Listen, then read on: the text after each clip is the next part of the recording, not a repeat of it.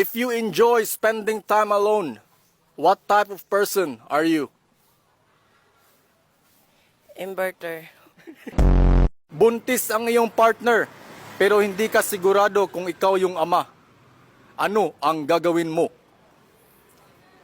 Ipa-x-ray ang bata Pa-X-ray? Bakit? para malaman ko kung ako ang ama. It's beginning to look a lot like... And a happy new year. Where is your ankle located? Manila. Ankle. Nagtrabaho sa Manila. Magbigay ng salitang nagtatapos sa goal.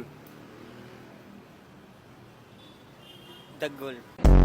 Kung krimen ang maging gwapo, ilang years kang makukulong? Forever. Ano ang dapat gawin para hindi madaling tumanda? Huwag kang masyado mag-birthday. Dugtungan ang call sign ng magkasintahan. Baby, blank. Wipes.